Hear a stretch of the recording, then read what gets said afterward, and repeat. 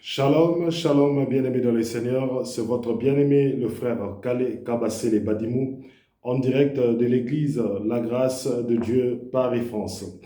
Que le Dieu Tout-Puissant soit béni et glorifié, le Père de notre Seigneur Jésus-Christ. Je bénis encore Dieu pour la grâce et pour la faveur qu'il vous a accordé d'avoir le souffle de vie. Il nous a fait grâce aussi. Que Dieu soit glorifié, que Dieu soit béni au nom de notre Seigneur Jésus-Christ. Bien-aimés, prenons un temps pour la prière afin de recommander cet instant, que le Saint-Esprit puisse nous guider, que le Saint-Esprit puisse nous parler à travers cette parole cet après-midi. Père Tout-Puissant, Père éternel, le seul Dieu qui voit, le seul Dieu qui entend et le seul Dieu qui parle, le seul Dieu qui justifie l'impie, le seul Dieu éternel, le seul Dieu Tout-Puissant, celui que nous appelons l'ancien des jours, le Dieu d'Abraham, le Dieu d'Isaac, le Dieu de Jacob. Père éternel, c'est le moment que nous puissions, Papa Seigneur, écouter ta parole. Nous voulons partager cette parole cet après-midi. Que cette parole puisse nous édifier, que cette parole, Papa, puisse nous convaincre du péché et cette parole puisse nous éloigner du mal encore en cet après-midi. Père, tu ne veux pas la mort des pécheurs, mais tu veux que le pécheur puisse revenir sur le droit chemin et qu'il puisse être sauvé et recevoir le salut venant de notre Seigneur Jésus-Christ. Père, nous parlerons du pardon de nos péchés. Père Tout-Puissant, que tu puisses toucher et que le Saint-Esprit puisse convaincre quelqu'un cet après-midi du péché. Que ton nom soit béni et glorifié. Au nom de notre Seigneur Jésus-Christ et ton Fils unique, j'ai ainsi prié. Amen, amen. Bien-aimés dans le Seigneur, nous parlons de la rédemption. Nous parlons de l'œuvre de la rédemption. Et le sous-thème de cet après-midi est l'œuvre de la croix, l'œuvre de la rédemption, le sacrifice de la rédemption, les souffrances de la croix. Voilà les différents points que nous toucherons aujourd'hui cet après-midi. Le dimanche passé, nous avons dit que pour que Dieu nous accorde le pardon de nos péchés, il faut l'effusion de sang. La parole de Dieu dit dans Hébreu, sans effusion de sang, il n'y a pas le pardon de péché. Alors, bien-aimés, il faut l'effusion du sang. Mais de quel sang, nous avons dit de quel sang il s'agit-il? Nous comprenons par cela que le pardon de péché a un prix. Oui, bien-aimé, pour que tu puisses recevoir le pardon de tes péchés, pour que Adam puisse recevoir le pardon de ses péchés, il faut payer un prix.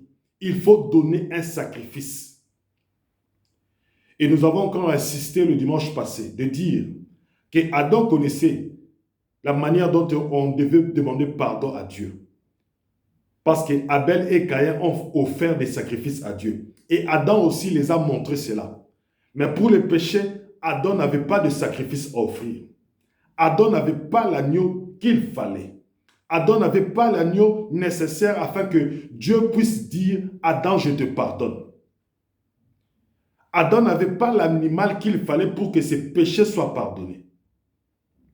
Et nous avons encore insisté à ce que dans la loi de Moïse, il y avait plusieurs types de sacrifices, mais aucun d'eux ne pouvait satisfaire à faire venir le pardon, le salut dans la vie d'Israël. Aucun d'eux, aucun agneau, aucune chèvre, aucune brebis, aucun holocauste n'avait la capacité de ramener le pardon, parce que le pardon coûte cher. Le sacrifice pour que Dieu te pardonne, cela coûte cher. Cela coûte très cher, le pardon de péché. Alléluia. Bien-aimés dans le Seigneur, prenons Lévitique chapitre 4. Vous allez comprendre que différents péchés, différentes offrandes. Lévitique chapitre 4 à partir du verset 3. Lisons tous au nom de Jésus-Christ. Il dit, si c'est le sacrificateur ayant reçu l'onction qui a péché et a rendu par là le peuple coupable, il offrira à l'Éternel pour le péché qu'il a commis un jeune taureau sans défaut en sacrifice d'expiation. Là, on parle du taureau. On parle d'un taureau, d'un animal, d'un taureau. Descendons maintenant de versets 27 et 28. Si quelqu'un du peuple qui a péché involontairement en faisant contre l'un de ce commandement de l'Éternel, des choses qui ne doivent point se faire en se rendant ainsi coupable et qu'il vienne à découvrir le péché qu'il a commis, il offrira en sacrifice une chèvre. Pour ce genre de péché, il faut quoi? Une chèvre. On a le taureau, Maintenant, on a une chèvre. Descendons dans dans le chapitre 5, toujours dans Lévitique. Dans le chapitre 5, à partir du verset 5 jusqu'à 8. Celui donc qui se rendra coupable de l'une de ces choses fera l'aveu de son péché. Puis il offrira en sacrifice de culpabilité à l'Éternel pour le péché qu'il a commis. Une femelle de menu bétail, une brebis ou une chèvre, comme victime expiatoire. Et le sacrificateur fera pour lui l'expiation de son péché. S'il n'a pas de quoi se procurer une brebis ou une chèvre, il offrira en sacrifice de culpabilité à l'Éternel pour son péché 2 tourterelles ou 2 jeunes pigeons, l'un comme victime expiatoire, l'autre comme holocauste. Pour ce péché, il faut soit une brebis ou une chèvre ou une femelle de menu bétail. Donc, le sacrifice change automatiquement. Et s'il n'a pas de quoi s'offrir une chèvre, une brebis ou une femelle de menu bétail, il peut prendre 2 tourterelles ou 2 pigeons. Alléluia. Donc, bien aimé, les animaux sont offerts par rapport au sacrifice, par rapport au péché. Si tu pêches d'une certaine manière, tu devras peut-être offrir un pigeon. Si tu pêches d'une certaine manière, tu devras peut-être offrir un taureau, comme les sacrificateurs. Donc chaque sacrifice correspond à un péché. Alléluia. Mais tous ont la particularité, tous ont en commun le péché. C'est-à-dire que tout cela est fait pour l'expiation des péchés. Tout cela est tué pour l'expiation des péchés. Parce que dans Hébreu, la parole nous dit ceci. Sans l'effusion de sang, il n'y a pas de pardon de péché. Donc il fallait l'effusion de sang des animaux pour que l'expiation des péchés puisse se faire. Des taureaux, des femelles de menu bétail, des chèvres, des agneaux, des béliers, des boucs, des pigeons, des tourterelles. Tout cela faisait partie des sacrifices pour le péché. Mais maintenant pour Adam, pour le péché d'Adam, Adam avait tous ses sacrifices. Adam avait des béliers, Adam avait des agneaux, Adam avait des chèvres, Adam avait des femelles de menu bétail, Adam avait tout type d'animal. Mais Adam, lorsqu'il regarde son péché, il dit, il a cherché à correspondre son péché à un animal, mais il n'a pas trouvé. Adam a dit, pour mon péché, je n'ai pas trouvé de sacrifice.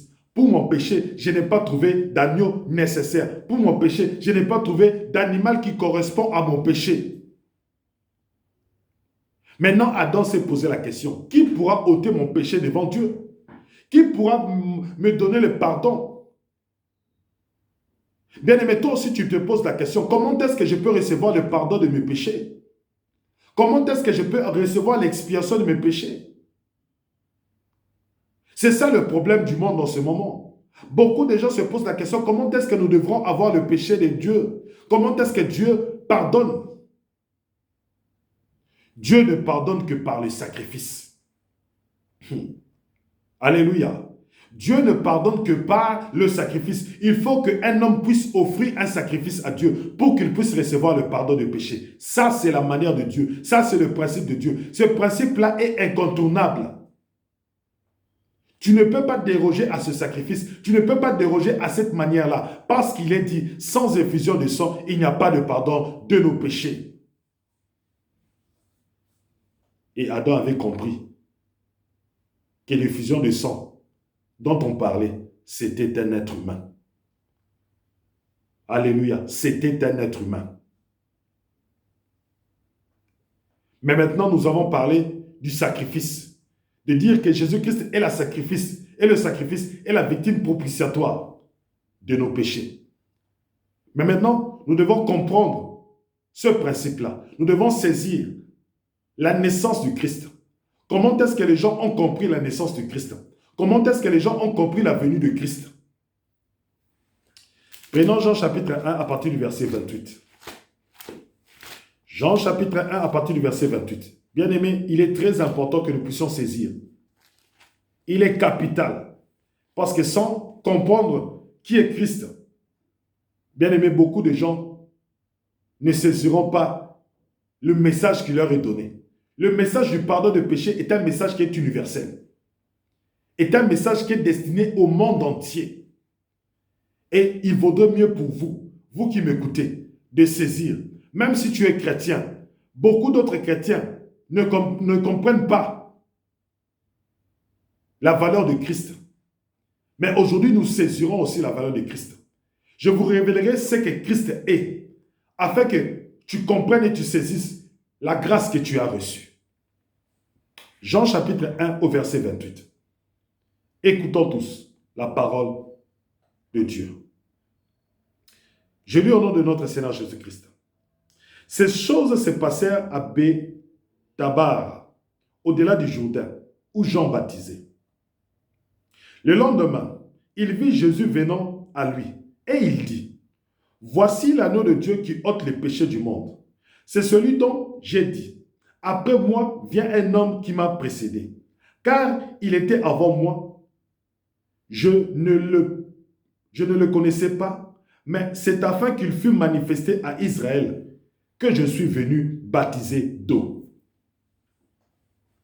Bien-aimé, Jean-Baptiste est baptisé d'eau dans le Jourdain. Il voit le Seigneur Jésus-Christ venir. Et il se tourne en voyant le Seigneur Jésus-Christ. Et il dit, « Voici l'agneau de Dieu qui ôte le péché de ce monde. » Alléluia. Bien-aimé, cela doit t'interpeller cette parole. Cette parole ne doit pas te laisser indifférent cet après-midi. Est-ce qu'en Israël, à cette époque-là, il n'y avait pas des agneaux qui étaient offerts au temple? Est-ce qu'en Israël, à ce temps-là, le temple n'existait pas? N'y avait-il pas de souverains sacrificateurs? N'y avait-il pas de sacrificateurs qui faisaient l'expiation des péchés? Mais Jean-Baptiste est conduit par le Saint-Esprit. Conduit par le Saint-Esprit parce qu'il a parlé de la part du Saint-Esprit. Il a dit ceci, « Voici l'agneau de Dieu qui ôte les péchés de ce monde. » Il y avait du monde tout autour de lui. Et tout le monde a entendu cette parole. Que l'agneau qui ôte les péchés du monde, c'est lui.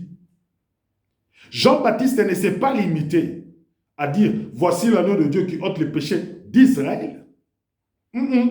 Jean-Baptiste n'a pas dit ça. Jean-Baptiste a dit, voici l'agneau de Dieu qui ôte les péchés du monde. C'est-à-dire que le monde entier est concerné par le péché. Le monde entier est prisonnier du péché. Tout celui qui est dans le monde est concerné par ce qu'on dit, ce qu'on parle du péché. Donc tu ne peux pas te soustraire du monde. Écoute bien aimé, tu ne peux pas te soustraire du monde. Tu ne peux pas dire que toi tu n'es pas pécheur. Or, l'agneau de Dieu est là pour ôter le péché de quoi? Du monde. Lorsque nous avons lu Lévitique chapitre 5, bien aimé, Lévitique chapitre 5, le péché dont on parlait, c'était le péché d'Israël. Alléluia, le péché d'Israël. Prenons Luc, prenons toujours Jean chapitre 1. À partir du verset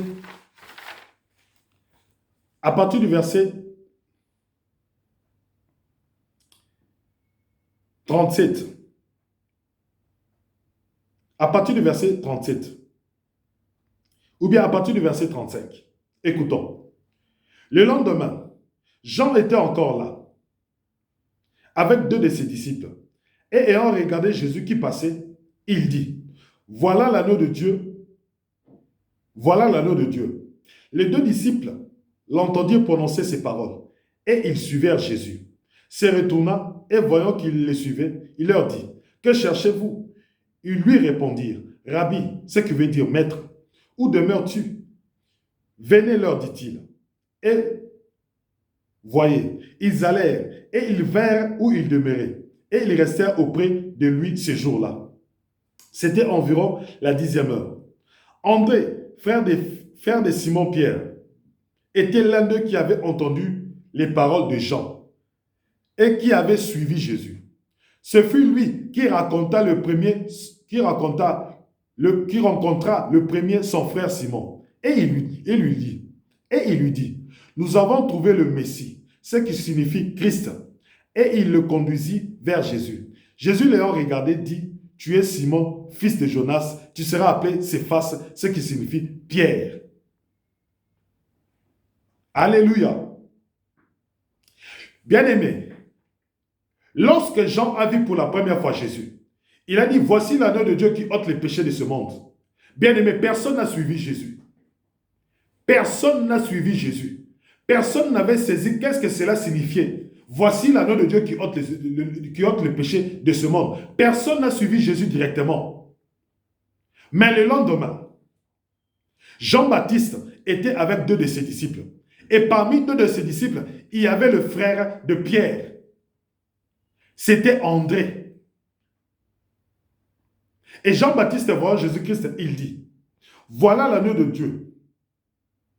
Les 2 disciples l'entendirent prononcer ces paroles et ils suivirent Jésus directement. Bien-aimé, le disciple des gens, les disciples qui suivaient Jean-Baptiste chaque jour, les disciples qui suivaient Jean-Baptiste partout où ils allaient, ils étaient baptisés du baptême de Jean. Ils avaient cru au message de Jean. Le message de Jean était quoi? Le message de la repentance. Ils s'étaient repentis.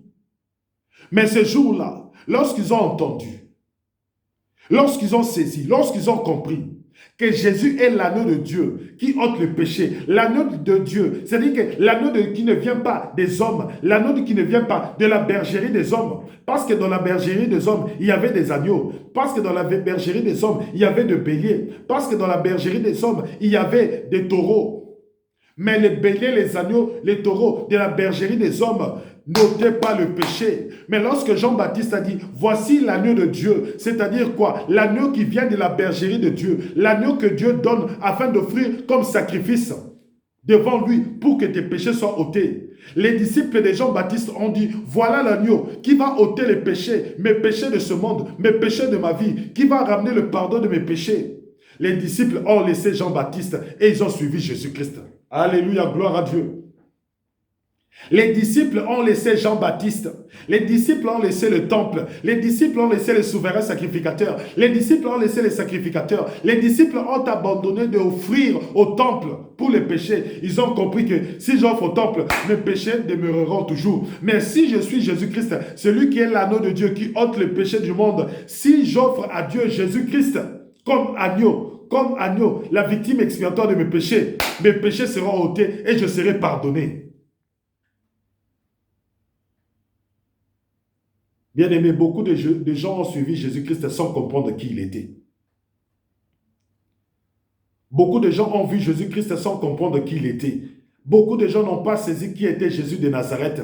Beaucoup de gens n'ont pas saisi quelle est la mission de Jésus de Nazareth. Mais ce qui est incroyable, écoutez ce que André fait. André, au verset 40, Jean chapitre 1 au verset 40. André, frère de Simon, Pierre, était l'un de ceux qui avaient entendu les paroles de Jean et qui avaient suivi Jésus. Ce fut lui qui rencontra le premier son frère Simon et lui dit, « Nous avons trouvé le Messie, ce qui signifie le Christ. » Et il le conduisit vers Jésus. Jésus le regardé dit, « Tu es Simon, fils de Jonas, tu seras appelé Céphas, ce qui signifie Pierre. » Bien-aimé, regardez comment est-ce que l'Église a commencé. L'Église a commencé de bouche à oreille. De bouche à oreille. Bien-aimé, comment est-ce que veux-tu que ce message te bénisse sans que tu puisses le transmettre aux autres? Le message du pardon des péchés est là pour faire beaucoup de disciples, pour amener les gens à la repentance. Mais toi, tu gardes ce message pourquoi? L'Église s'est formée de bouche à oreille. Pierre n'est pas venu de lui-même vers Jésus-Christ. On a emmené Pierre vers Jésus-Christ. C'est son frère qui a dit, Pierre, toi tu restes ici. Nous avons découvert où est le Messie. Pierre, toi tu restes ici en tant que pécheur. Nous avons découvert qui va enlever nos péchés devant Dieu. Nous avons découvert, Pierre, toi tu dors, toi tu restes ici. Toi tu ne suis que la pêche. Tu restes ici, mais nous avons trouvé. C'est lui qui va nous emmener vers Dieu. C'est lui qui va nous emmener au paradis. C'est lui qui va nous emmener dans le royaume des cieux. Nous l'avons trouvé. Toi ne reste pas ici, viens avec moi. Le frère a amené son frère vers Christ. Le frère de sang a amené son frère vers Christ. Mais toi, depuis que tu écoutes ce message, bien-aimé, combien de fois as-tu partagé ce message? Combien de fois as-tu partagé les messages de l'Église de la grâce de Dieu Paris-France? Combien de fois as-tu partagé?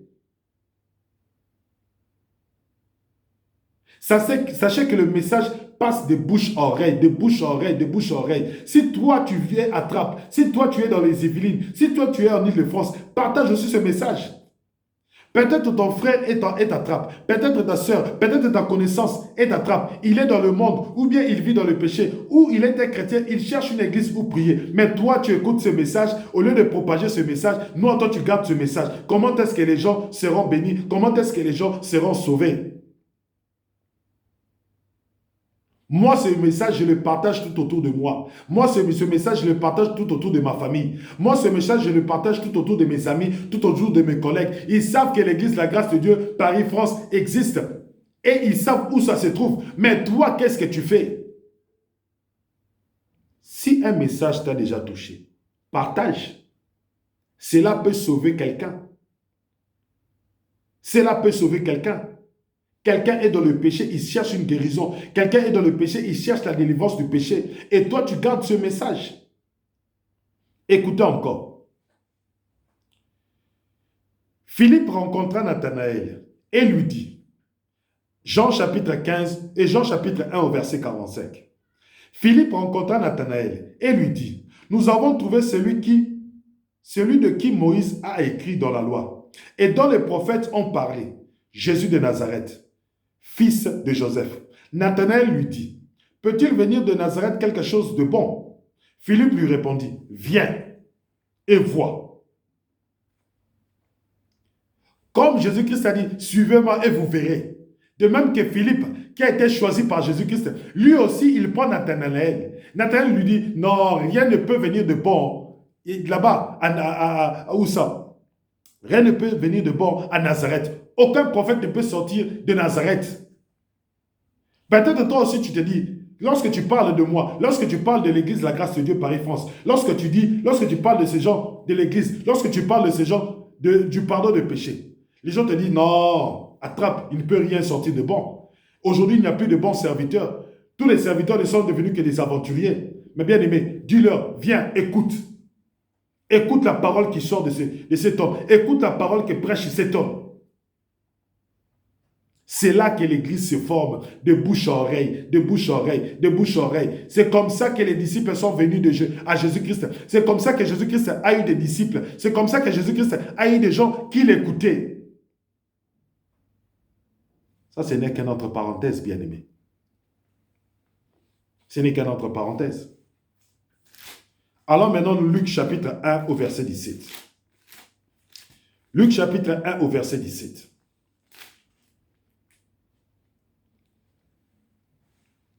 Je lis au nom de notre Seigneur Jésus-Christ. Au verset 17.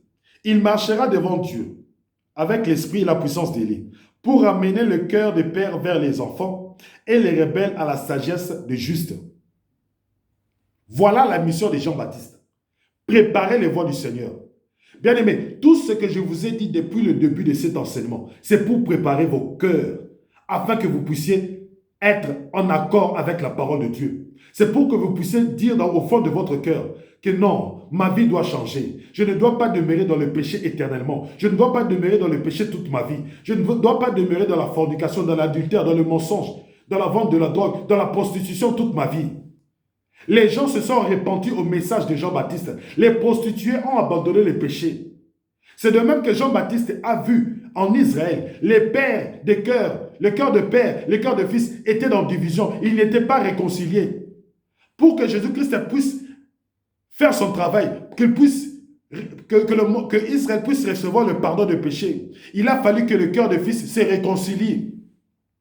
Il a fallu que les rebelles furent ramenés dans la sagesse. Et c'est Jean-Baptiste qui était chargé de ce travail-là. C'est de même que ce travail-là que j'ai fait tout le long de cet enseignement, de ces 3-4 semaines que je suis en train d'enseigner. De préparer ton cœur, d'arranger ton cœur, à être réceptif, à être attentif à ce que Dieu dit concernant le péché.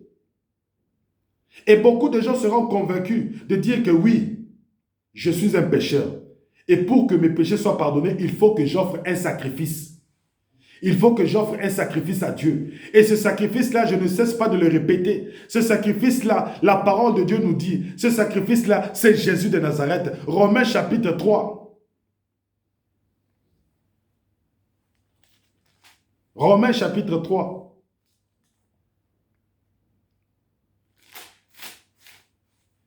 Non, avant d'y arriver, prenons Luc. Luc chapitre, toujours Luc chapitre 1. Luc chapitre 1, à partir du verset...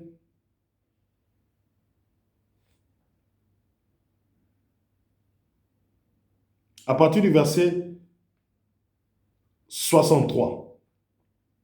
Zacharie demanda des tablettes et il écrivit Jean et son nom. Et tous furent dans l'étonnement. Au même instant, sa bouche s'ouvrit, sa langue se délia et il parlait bénissant Dieu. La crainte s'empara de tous les habitants d'alentour et toutes les montagnes de la Judée s'entretenaient de toutes ces choses. Tous ceux qui les apprenaient les gardèrent dans leur cœur et la main du Seigneur était avec lui. Zacharie, son père, fut rempli du Saint-Esprit et il prophétisa en ces termes.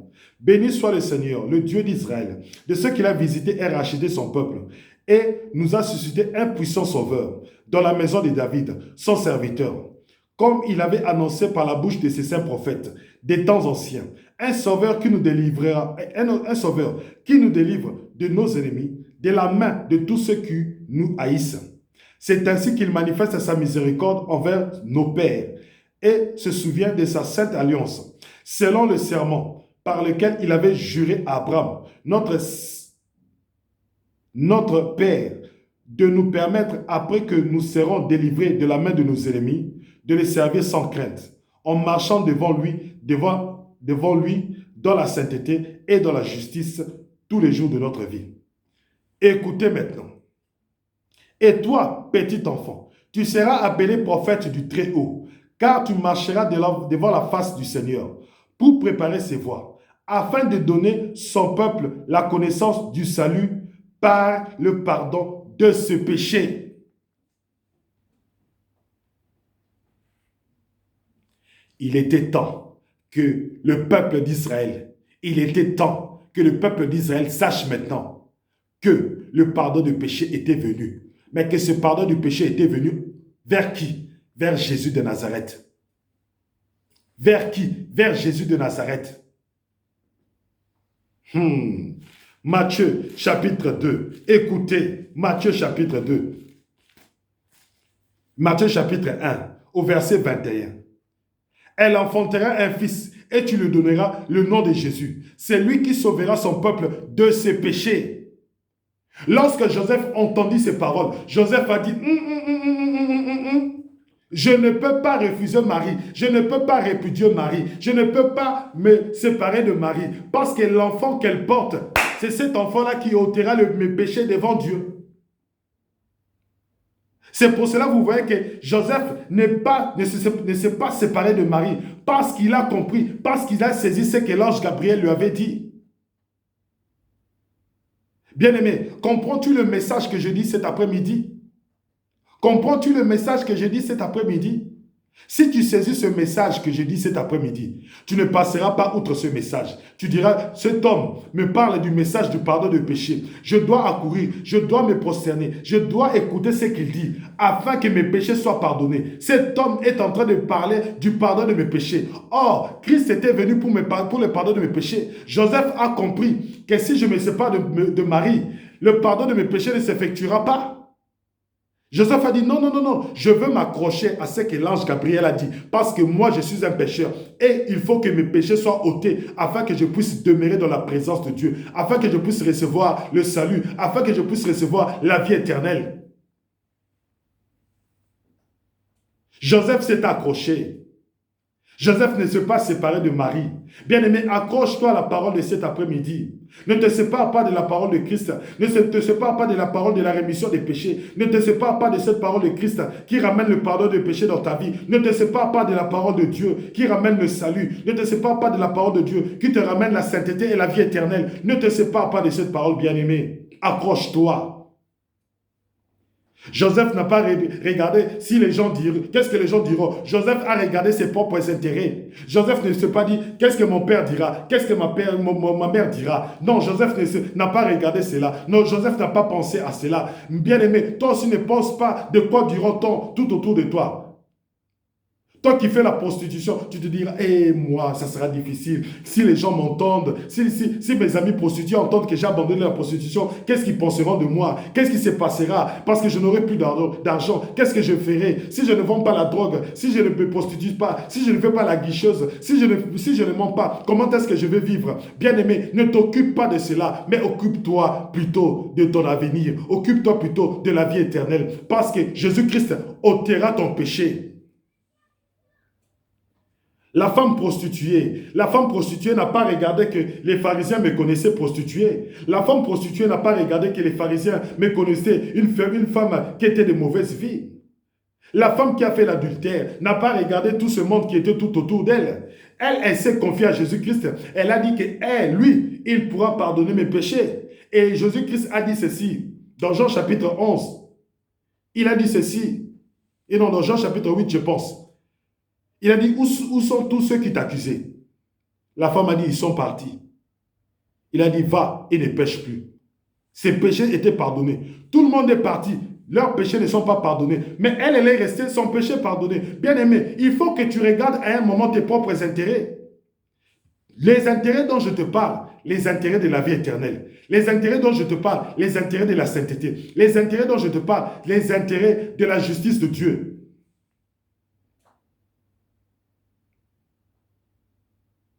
Oh, parce que tout le monde encourage l'homosexualité. Toi aussi, tu vas encourager l'homosexualité. Bien aimé, non. Dis non. Dis que l'homosexualité est une abomination. Tu ne peux pas l'encourager. Dis non. Beaucoup de gens n'ont pas compris. Beaucoup de gens n'ont pas compris. Regardez ce que Pierre, lui à qui on disait que Jésus-Christ est l'agneau de Dieu. Écoutez un moment ce que Pierre dit à Jésus-Christ. Matthieu chapitre 16. À partir du verset 24. Pierre dit clairement que Jésus-Christ, Jésus est le Christ, Jésus est le Fils de Dieu. Maintenant, écoutez. Matthieu chapitre 16 au verset 24. Alors Jésus dit à ses disciples, non, c'est le verset 21, excusez-moi. Matthieu chapitre 16 au verset 21. Dès lors, Jésus commença à faire comprendre, à faire connaître à ses disciples qu'il fallait qu'il allât à Jérusalem, qu'il souffrit beaucoup de la part des anciens, des principaux sacrificateurs et des scribes, qu'il fut mis à mort et qu'il ressuscita le troisième jour. Écoutez maintenant Pierre, ce que Pierre dit. Pierre l'ayant pris à part, se mit à le reprendre et dit, « À Dieu ne plaise, Seigneur, cela ne t'arrivera pas. » Mais Jésus se retournant, dit à Pierre, « Arrière de moi, Satan, tu mets en scandale, car tes pensées ne sont pas les pensées de Dieu, mais celles des hommes. » Jésus-Christ dit à Pierre, « Moi, je suis destiné à mourir. » Lorsque on sacrifiait les agneaux, c'est-à-dire on tuait les agneaux, c'est de même que moi, je dois mourir. Moi, je dois être tué par les sacrificateurs. Moi, je dois être tué par les païens. Moi, je dois être tué par les scribes. Je dois être égorgé. Mon sang doit couler. Et toi, tu viens me dire que je ne dois pas mourir. Je ne dois pas souffrir. Si je meurs, c'est pour toi. Si je souffre, c'est pour toi. Pour que tes péchés soient ôtés. Et ces péchés doivent être ôtés où ça? À la croix.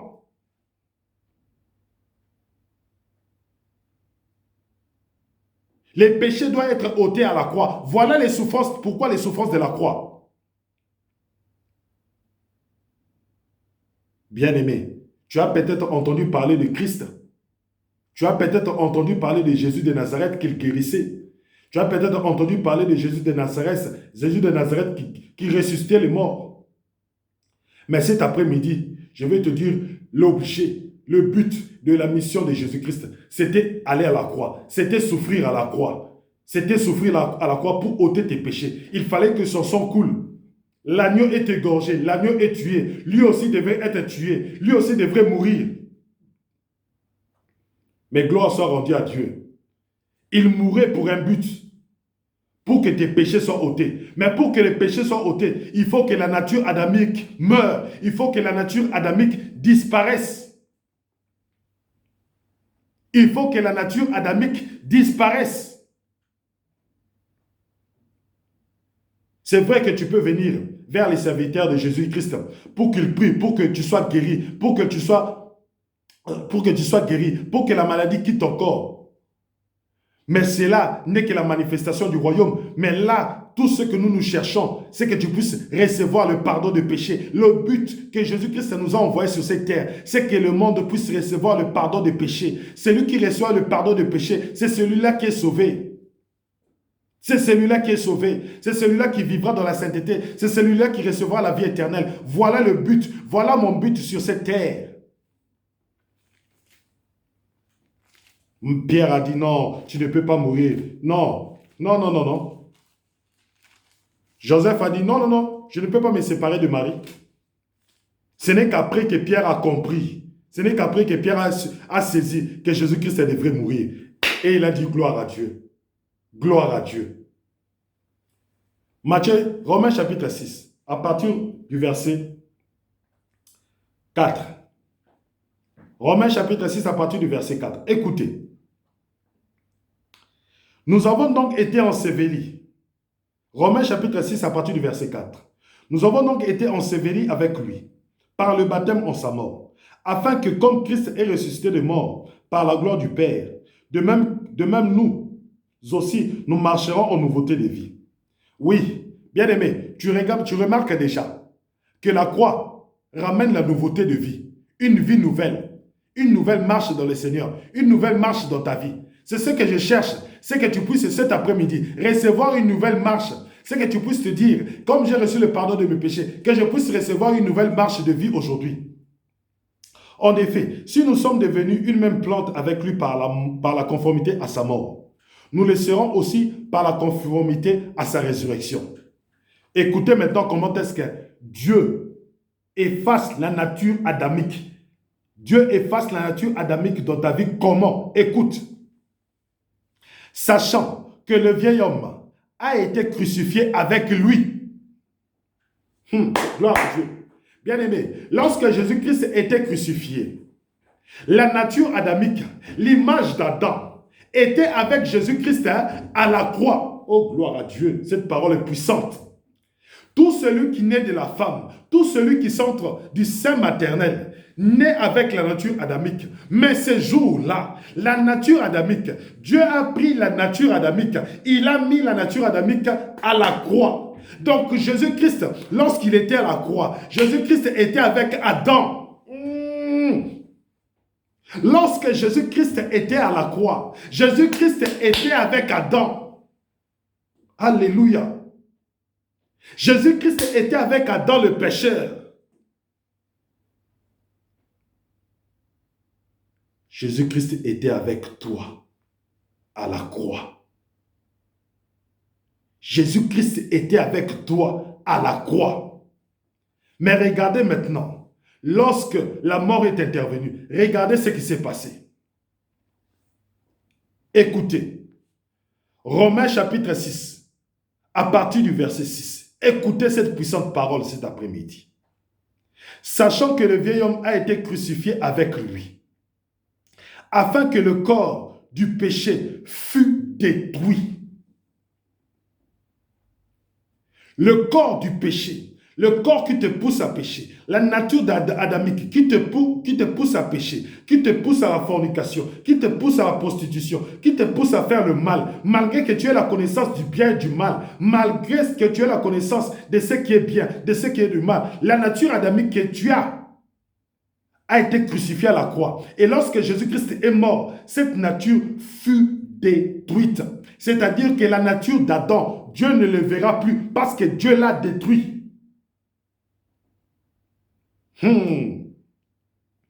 Pour que nous ne soyons plus esclaves du péché, car celui qui est mort est libre du péché, est libre du péché, est libre du péché, car celui qui est mort est libre du péché.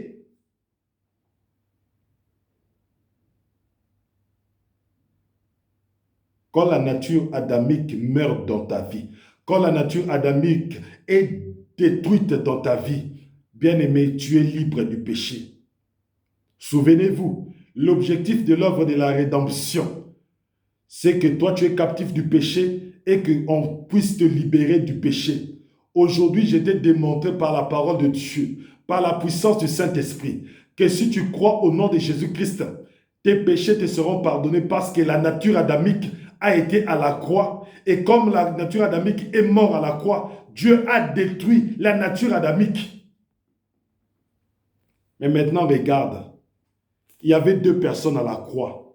Il y avait Jésus-Christ et Adam. Mais regarde maintenant qui est ressuscité. Il y avait Jésus-Christ et la nature adamique. Regarde maintenant qui est ressuscité des morts. C'est pour cela la nature adamique ne peut pas ressusciter. Écoutez maintenant. Or, si nous sommes morts avec Christ, nous croyons que nous vivons aussi avec lui, sachant que Christ est ressuscité des morts, ne meurt plus. Deux personnes sont mortes. Jésus-Christ et le vieil homme. Mais le vieil homme a été détruit, mais Jésus-Christ a été ressuscité. Jésus-Christ a été ressuscité pour que je puisse t'annoncer le pardon de péché. Jésus-Christ a été ressuscité pour que je puisse t'annoncer le pardon de péché. Mais le vieil homme est détruit. Il ne peut plus revenir à la vie. C'est pour cela, quand tu acceptes Jésus-Christ, tu marcheras maintenant dans la sainteté. Prenons Luc chapitre 24. Nous allons clôturer par là. Luc chapitre 24, nous allons clôturer par là.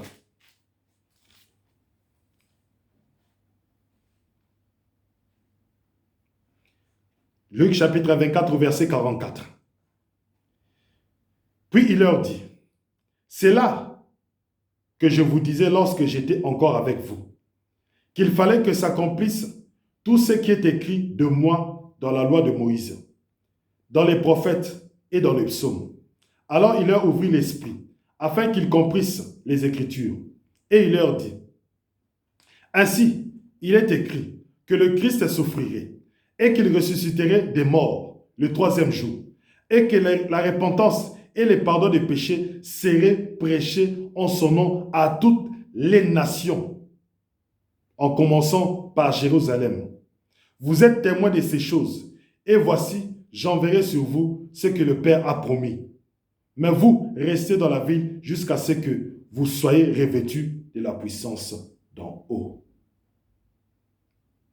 Bien-aimés dans le Seigneur, la mort, la résurrection de Jésus-Christ s'est accomplie. Nous sommes témoins de cela et nous le proclamons cet après-midi.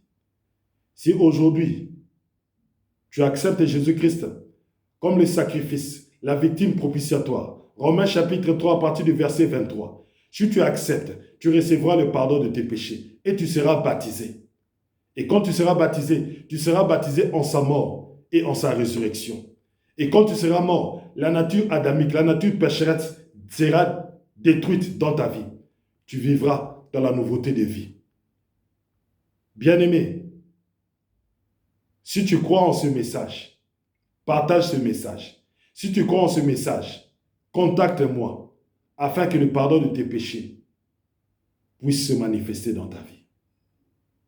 Père Tout-Puissant, Père éternel, nous te rendons grâce pour ce message. Nous te rendons grâce car tu nous as pardonné de nos péchés. Et maintenant, nous marchons dans la nouveauté de vie, dans la sainteté. Nous bénissons ta grâce, nous bénissons ta faveur. Nous bénissons cet amour manifesté à la croix. Christ a souffert pour nos péchés. Christ est mort pour nos péchés. Et tu l'as ressuscité pour que nous puissions être justifiés devant ta face.